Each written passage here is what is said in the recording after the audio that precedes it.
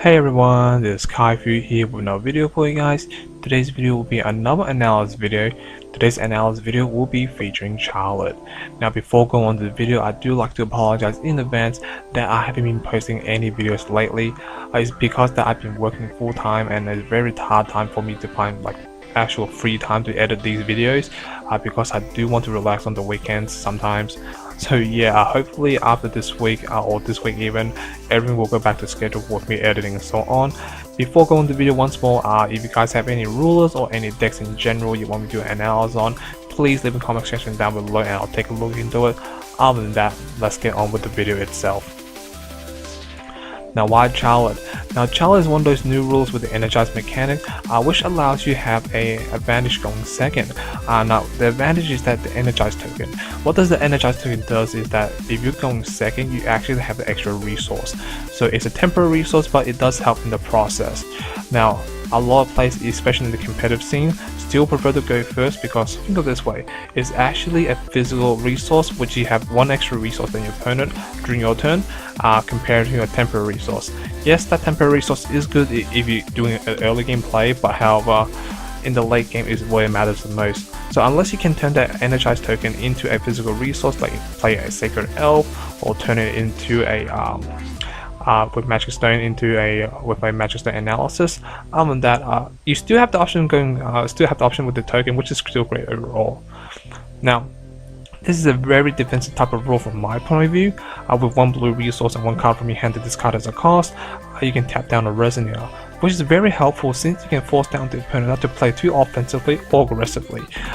Currently in the format at the moment, a lot of people like to spam Guiber on the field in the early game, so you can tap down those Guiber, you can take less damage in the early game, so you can prolong to the long game to put yourself in a stronger position.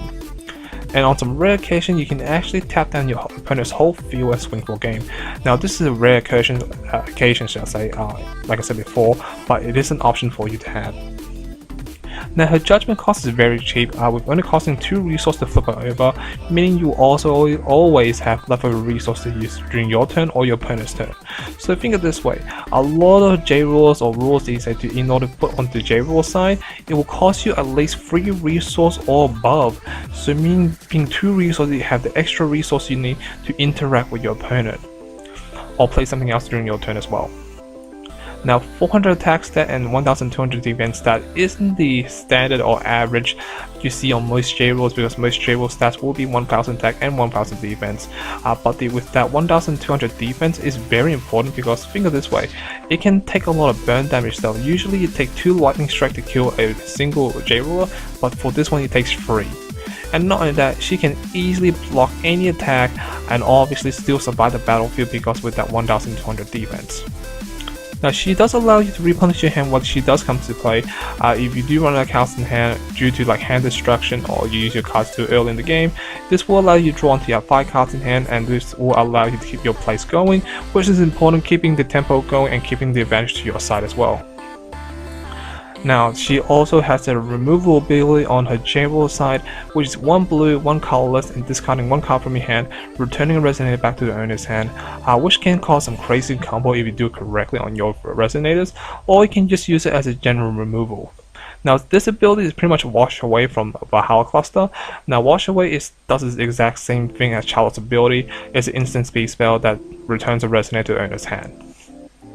Now she does allow you to gain some life back while drawing cards, whether from a Zakata effect or from your draw phase, which is very important because in the early game sometimes you took a little bit too much damage from Lancelot, Prisia, or in Wyber even. You have the option or have the ability to draw cards from a card effect or during your draw phase and gain 100 life each time you draw, so which is quite important. Think of it this way, if you're gaining life slowly, you're putting a lot of pressure to your opponent saying that I need to finish you early before your life gets out of control. Common Charlotte build. Now 4 out of 5 times you mostly encounter a stealth control variant build with some hand destruction. Now hand destruction in the current format at the moment is very popular. Scorn, Nameless Mist, and Dark Storm. The reason being is because a lot of people are playing Wyber Turbo, so if they turbo Wyber out really early, it doesn't allow the aggressive player or the aggro decks such as Red to do much. So hand destruction is very important at the moment, so you can take down those Guibers easily or discard those Guiber if you can. Now 1 out of 5 times you reversing an aggro variant deck does does do a lot of early game damage, such as dropping Lancelot, Cheshire Cat, or even Precia, and then finish the game up in the early game before it prolongs to the mid to late game. Now, Charlotte is a very late game type of rule from my point of view, so within the early game, if you're playing against or using a control variant, the player tend to set up the field with additions such as Barrier Shadow and Regalias to slow down the opponent, and follow up with some hand destruction such as Scorn, Mist, or End of Dark Storm. So as I said before, they like to slow down the field or settle the field to their favor, and then destroy your own resource, like with hand destruction as I mentioned before. Now, in the competitive scene or the casual scene, this deck or this type of rule will pack a lot of interactive cards just to slow down the opponent or stop the opponent's play with some removal spell or cancel spell. So in a way that this deck is very interactive, so you try to do something, they might have an answer. If not, they will just use Charlotte to build in general. Now, cards to be expected in this type of deck is Transformation, any form of hand destruction, Stealth Resonators, Lunar Lake, and Flame Trap. Now, these are the popular choices in most Charlotte build in the control mirror match or control variant, because it's just very useful and very cheap to use and doesn't cause a lot of problems in general for you. Card pool discussion. Now, these are the top 10 cards that I choose from my point of view for this Charlotte build, or should I say I've seen in most Charlotte build in general, because it's a very popular choice at the moment with these 10 cards at the moment. Hand destruction such as Scorn, Mist, or Dark Storm.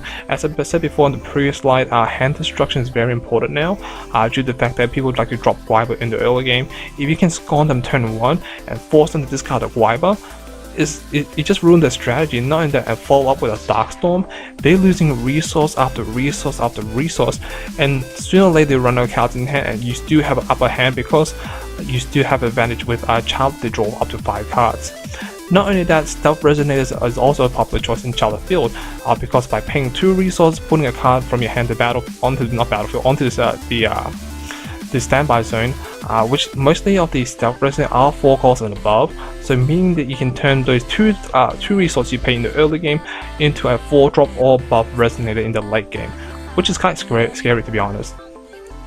Lunar Lake and Flame Trap. Now, these two are the most used standby cards at the moment. Lunar Lake is very important now in the current form, because there's a lot of automatic abilities such as Captain Hook, Hulong, and so on. Like a lot of impactful Resonators do a lot of damage in the early game, but if you Lunar Lake it does cause them slow them down quite a bit.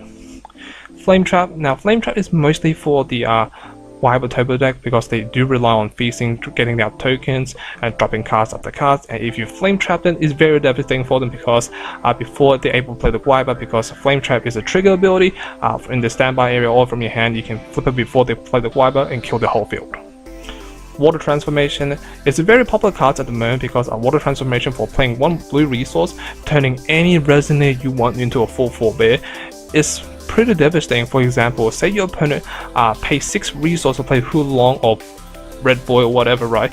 You turn to a use Water Transformation, turn to a 4/4 bear, and then you somehow kill it. It's very devastating for the opponent, because the opponent actually overcommitted it, using a lot of resource, putting a strong card on the battlefield, and you're able to kill it with 1-drop resource. Especially if you block it or use a bow. Speaking of bow, we do have Artemis Bow in this current set, or in this current list, because the fact that Artemis Bow has a lot of potential at the moment. Artemis Bow can be a removal spell by removing 1 counter to do 400 damage to a Resonator that is targeting or blocking. Not only that, it does have the ability to destroy a card in standby area and destroy a card in the addition Resonator. So what does this mean? So meaning that if you're playing the mirror match, most of the time they won't set their Stealth Resonator too early, because if you drop Artemis Bow on them before they can trigger it off, you can actually pull them back. Actually, let me say that you can actually slow them down dramatically. Moonbeam. Moonbeams obviously are always popular choice since BFA came out. Killing any J-roll and your opponent can't or both players can't respond to it is very important. So meaning that you're versing like Sylvia, you're versing Wukong, or versing any Valentina 2.0. A single Moonbeam, just put it into your strong favor. Time Space. Time Space is very important at the moment, because it's a removal spell and it draws your card, so meaning you can use it like as a draw power, or it can just temporarily kill any card you need at the moment. A lot of cards at the moment is very fragile and weak, so Time Space is a good option at the moment to kill anything. Not only that, time space and also water transformation can activate from the graveyard, if I didn't mention just now. So water transformation and time space can have the remnant ability, meaning that you can use it from your graveyard as a cost as well. So meaning if you're versing in the mirror match, so say for example you put a Dark Storm you or Mist you, at least you have an option to discard water transformation or time space to the graveyard. So meaning that you won't lose too much cards in hand, because they still consider, well not consider, but it's still considered having option to have in the graveyard to use it. Lightning Strike. Now it's very rare you see the Lightning Strike in a Charlotte build, but however it's a good combination with a water transformation. Again, like water transformation and Lightning Strike can get rid of a big problem, so which is really good, but it's very rare you see it. Charlotte's Protector. Now this is also a very rare choice as well, but it's mostly for the mirror match as a tech choice in the main board or in the sideboard. Reasons being, Charlotte's Protector, what it does is that when it's sent through the graveyard from your hand, you draw a card. So if your opponent using Dark Storm, and if they hit one of your Charlotte's Protector and you discard your second Charlotte's Protector, you draw 2 cards. So making Dark Storm pretty useless, and obviously Charlotte's Protector can also be used for discarding as a cost for Charlotte's ability on the ruler side or the J rule side. Now this is the sample set I use. You guys can turn it to whatever you want, but this is the sample set that I've been trying out, so you can change it if you want to. So obviously I played the playset of the BFA Stealth Resonators, Razard and Melda, I think that's his name, yeah.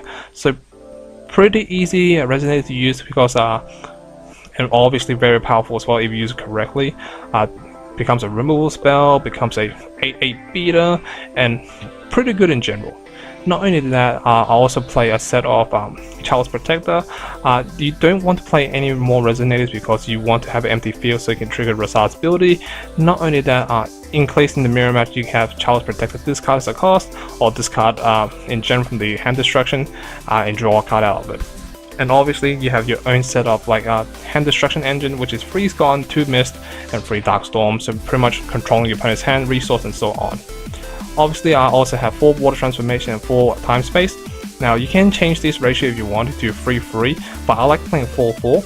Reasons being because I want to guarantee have one in my hand to interact with my opponent, because it's very easy to use, and plus in case in the mirror match at least I can discard these to the hand if they use some kind of hand destruction. 3 Nisans. Nisans mostly in here just to prevent my opponent from resolving some kind of like normal spells, such as like Interdimension Escape or their own Lunar Lake or their own hand destruction. At least it was actually prevent them from getting to their place to start if they need to. 2 Lunar Lake. Lunar Lake, as I said before, is mostly for the automatic abilities such as Hook or even Too Long even, so putting yourself in a strong position by preventing them from doing anything. Flame Trap, again as I mentioned before, is mostly for the Wyber Turbo deck, so you can actually get it out on the field and clear the field easily. And plus it's very searchable from the one of the Stealth Resonator, which is Razard, whatever it's called. 1 Moonbeam. Now Moonbeam is pretty much kill any J rule as I mentioned. It's a one-of choice, and you can actually search it, well not search it out, but you can search it out if you have Hydromonic in the deck as an option. Next we do have 1 Depth Sight, and obviously 4 Bows, because Bows is very important at the moment as I mentioned before. It can be a removal spell, it can destroy stuff in the standby area, so very helpful in the early game and the late game. And Depth Sight is mostly in here to combo off with Moonbeam. And for the Magic Stainlight, as you can see, 4 black blue, 3 black red, and 3 black green. Commonplace to be expected. So when you're versing this type of deck or using this type of deck, it always tends to set up in the early game by slowing down the opponent with like hand destruction. So as I mentioned before in the previous slides, they want to resolve the hand destruction. By resolving the hand destruction, they're able to slow you down and set those standby cards, set those Stealth Resonators, and obviously causing a lot of trouble for you. Now in the mid game, they always have some kind of interactive cards or some kind of interactive plays with the opponent, like due to a lot of spells they play for water transformation as an example. It's fairly cheap to use, so meaning they always have a way to interact with the opponent just in case you try and do something. Now in the late game, they will always tend to use all the resources, so when they actually Judgment with Charlotte, they actually get the full benefit of drawing 5 cards. So sometimes they will just tap down your whole field for no reason and just Judgment. Now majority of the time, a lot of the Resonators, or should I say majority of the Resonators, are mostly stealth, so meaning they always need the 4th Magic Stone, so the Resonators will be alive. The reason I say this is because 1 card can't be triggered unless the conditions been met. So if you can do a lot of damage in the early game before the 4th Magic Stone comes out, is very devastating for this type of deck. Now, effectively using this Charlotte deck, or using Charlotte in general, if you're against any aggressive type of deck, try to slow them down with the tap ability that Charlotte offers, because think of this way, you don't want to take too much Wyvern into the face or Lancelot to the face, so try to slow them down by tapping the field, and obviously and hopefully you survive to the mid to late game, and once you do, the favor should go back to you. Now, use your interactive cards effectively on resonators you can't handle during the time, so you don't really want to use like bows, water transformation on cards that you can deal with, so you want to use something that you can't deal with later on in the game. Now, when you do have your J-Roll on your J-Roll side, or J-Roll onto your on-side battlefield, try to go a bit more aggressively by using the removal ability, because think of this way, if you're able to bounce back the field, or even for example you attack directly to declare a block, you bounce it back, the attack goes through. Now, how to beat it? Now, the deck doesn't have a lot of, let me say that again. The deck doesn't have a lot of early game plays, majority of the time that is, because they only have hand destruction and maybe a couple barriers, if they play barriers. If you're able to swarm the field really early before they have their hand destruction onto you, the deck has a very hard time maintaining the early game control, because obviously they can tap down your Wyvern, but how much can they do it? How long can they maintain the tapping down the Wyvern? Because by then you can drop another Wyvern onto them, and it's quite hard for them to handle 2 Wyverns. Now, the deck has a lot of special Magic Stone, and it requires a blue Magic Stone to have their Lunar Lake to be activated or triggered in general. So by hooking them in the early game before they have the Water Magic Stone, it's quite devastating because you're sending them back behind before they can get the Water Magic Stone. Now, the deck has a low amount of Resonator, so pretty much mostly Stealth Resonator, so do some early game damage, because you know for the fact that the deck doesn't play a lot of Resonators, you just keep swinging with Lancelot, do some early game damage. Now, a lot of the early games require resolving their hand destruction, so if you're able to wall window each turn, it does cause a lot of problems for them, because they want to resolve those hand destruction, meaning that they want you to have no hands to play with them. Now, in conclusion, it offers a lot of defensive play if you're playing on a very defensive style. You're able to repunish your hand once you run out of cards from your hand or resource. Doesn't have a lot of early game stop, or doesn't have a lot of early cards stopping the opponent from swarming the field. Relies on Magic Stone quite often, so if you're able to hook them very early in the game, so Lunar Lake cannot be resolved. And the rule is very effective in the late game as well. So yeah, that's the video, guys. So thank you for watching. Thank you, guys. Hope you guys enjoy it. See you guys next time. Peace.